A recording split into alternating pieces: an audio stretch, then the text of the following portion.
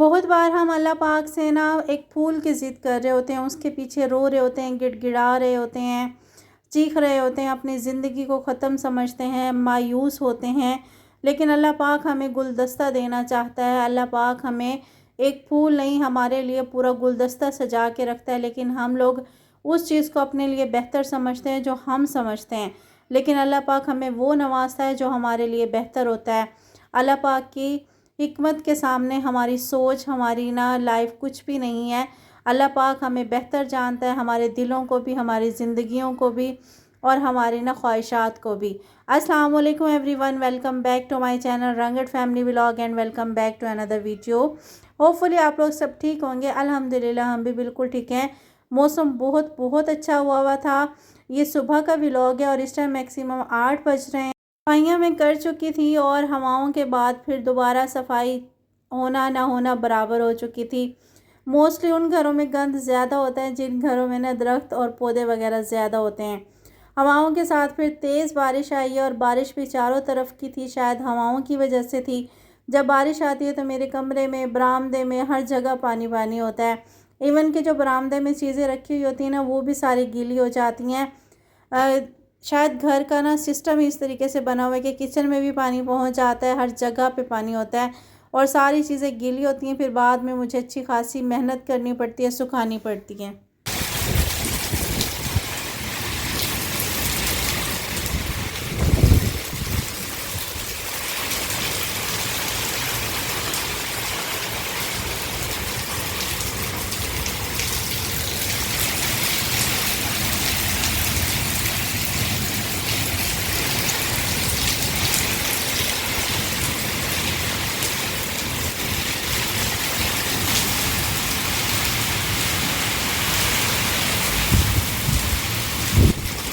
हमारी mostly routine तो सुबह की चाय से ही होती है, लेकिन आज मौसम अच्छा और चाय ना हो ऐसा तो हो ही नहीं सकता। और साथ में फिर मैंने चाय बनाई, बिस्किट रखे और थोड़ा सा सजाने की कोशिश की। मेरी कोशिश होती है कि ना कुछ सजाने की कोशिश करूं, कुछ ना कुछ न्यू बनाने की कोशिश करूं। तो मैंने बिस्किट उठाए और उसको ना बनाना संवारना स्टार्ट कर दिया। जब बारिश थमी तो उसके बाद फिर बारिश रुक गई थी और बाद में फिर मैं सफाइयाँ वगैरह करना स्टार्ट हो गई। आज मेरे ना रैंडम यानी कि सफाई का व्लॉग है। मेरा कोई मूड नहीं था डीप क्लीनिंग का, मेरा कोई मूड नहीं था घर को अच्छे तरीके से ना साफ़ करने का, क्योंकि सुबह जितनी मैंने सफाइयाँ करनी थी वो कर ली थी। लेकिन आज बारिश ने मुझे रैंडमली एकदम से ही वो सफाइयाँ करने पर मजबूर कर दिया। लेकिन बारिश रुकने के बाद तक मेरा मूड बिल्कुल भी नहीं था, क्योंकि मेरा माइंड ये था कि बस मैं जस्ट पानी निकालूं और फिर बाद में ही सफाइयाँ करूंगी। लेकिन ना जब मैंने सफाइयाँ वगैरह मुकम्मल की, दोबारा से झाड़ू लगाई, तो अजीब सी मुझे स्मेल आ रही थी बारिश के पानी की वजह से।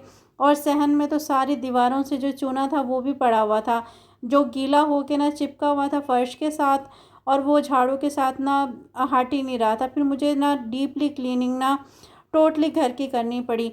पहले मैंने किचन से बारिश का पानी निकाला, उसके बाद मैंने ना बैठक से निकाला और फिर बाद में मैंने झाड़ू वगैरह लगाई। और साथ में जो मेरे कर्टन है बाहर के दरवाज़े के, उसका जो हैंगर है वो भी मेरा गिर चुका है। उसको लगाने के लिए ना मुझे कीलें वगैरह मंगवानी पड़ेंगी, मुझसे हो ही नहीं रहा। तो वो कर्टन ही उठा के मैंने इसी तरीके से ना बाइक पे रख लिया। बहुत से काम ऐसे हैं पेंडिंग में पड़े हुए होते हैं जो इंसान कर नहीं पाता है। मेरी भी कुछ यही सिचुएशन, अक्सर हम लोग ना, मैं भी अपने हस्बैंड से ना डेली लड़ रही होती थी, आप ये काम नहीं करते, आप फ़लाँ काम नहीं करते।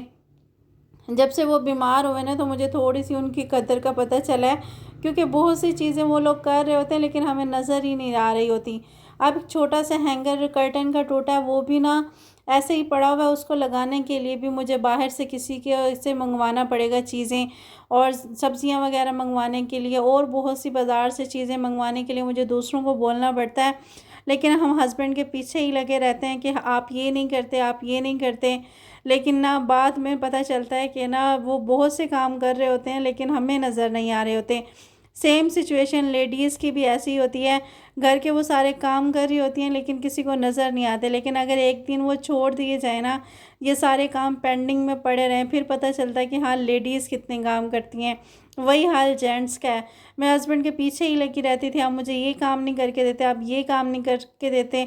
अब जब से वो बीमार है ना, तब से वो कुछ नहीं कर पाते ना, तो मुझे पता चलता है कि वो बहुत से काम करते होते थे जिसका मुझे नहीं पता चलता था।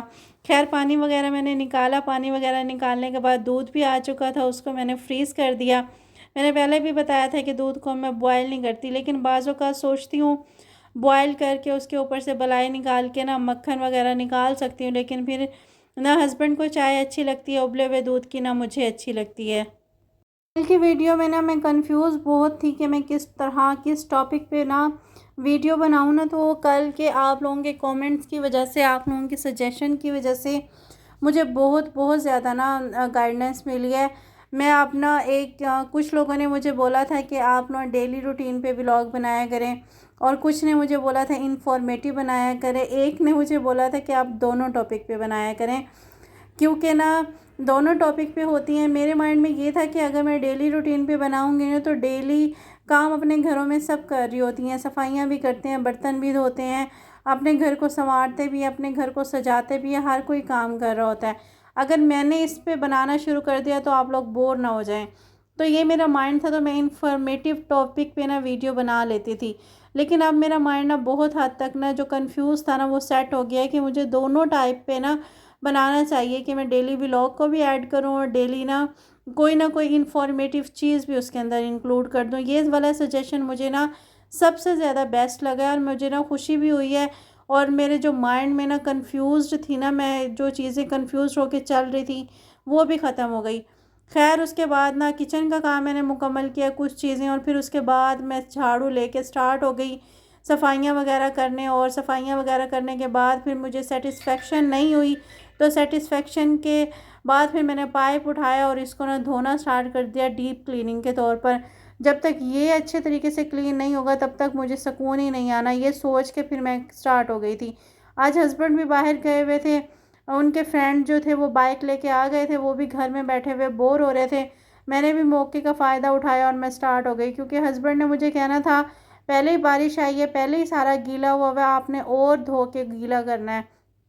उनको ना बहुत उलझन होती है मेरे पाइप से। जिस टाइम मैं स्टार्ट में इधर आई थी ना, तो उनको इतनी खुशी हुई थी कि ना यहाँ पे शुक्र है मोटर का बटन नहीं है और मैं पाइप लेके नहीं आया। तो मैं कोई मसला है तो मोटर का बटन खोलती हो और साथ में ना पाइप उठाती हो और शुरू हो जाती हो।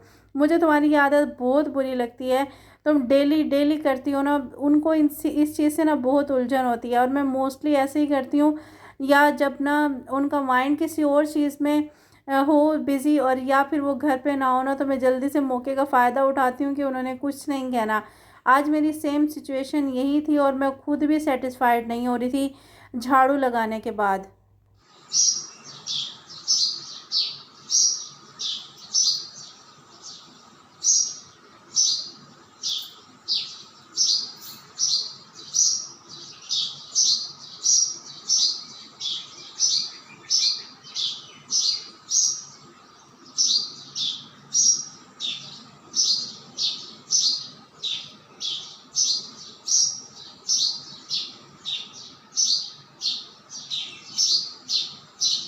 सारे घर को धोने के बाद उसके बाद मैंने वाइपर उठाया, और वाइपर उठा के फिर मैंने सारा पानी दोबारा से सींचा, क्योंकि जगह जगह पानी खड़ा भी हो जाता है और जगह जगह पानी ना सींचना पड़ता है, निकालना पड़ता है। और ये सारा मेरा टेबल भी गीला हुआ है, और यहाँ पे जितनी भी चीज़ें रखी हुई ना वो भी सारी गीली हुई हैं, पानी की बोतलें भी यहीं पे रखी हुई हैं। थोड़ा सा मैं फ्रेश होके ना थोड़ा सा रिलैक्स करके फिर ये चीज़ें उठाऊँगी यहाँ से। और मैंने कहा पहले आप लोगों को सारा दिखा देती हूँ। और ये मैंने ना चारपाई को ना आप सोफ़े की तरह ही समझे, क्योंकि बैठने के लिए दूसरी जगह ही नहीं थी। मैंने एक ना जो मैट्रेस को उठाया और वो पीछे दीवार के साथ लगा दिया, और बाकी दो को नीचे बिछा दिया, ताकि इजीली ना यहाँ पर बैठा जा सके। और साथ में मेरी सारी क्लीनिंग मुकम्मल हो चुकी थी, सिर्फ मैंने ना पानी सींचना था। उस पानी को सींचने के बाद फिर जो जितनी भी चीज़ें गीली हुई थी टेबल पे, मशीन पे, उन सारी चीज़ों को मैंने उठा के धूप में डालना था। और बारिश के बाद इतनी कोई तेज़ धूप निकल आई थी, लग ही नहीं रहा था कि अब भी बारिश आई है, और अब भी बारिश आने के बाद ना तेज़ धूप आ गई है।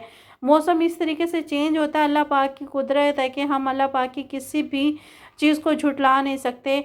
सूरत रहमान पूरी अल्लाह पाक की ना नेमतों से भरी हुई है। वहाँ पे जब ये वाले वर्ड्स आते हैं, फ़बिअय्यि आला रब्बिकुमा तुकज़्ज़िबान, दिल को ना इतना सुकून मिलता है, इतनी कोई हालत, और ना ऐसे आँखों में, दिल में, दिमाग में एक सुकून उतर जाता है। और बाज़ औक़ात हमारी अपनी ज़िंदगी में, बाज़ औक़ात क्या, अक्सर औक़ात, लेकिन हम लोग ना उस चीज़ को नोटिस नहीं करते।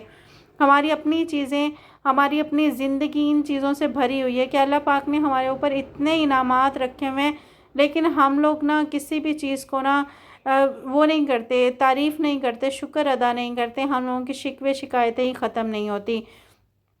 खैर बाकी काम को मुकम्मल करने के बाद फिर आज मैं रूम में आ चुकी थी।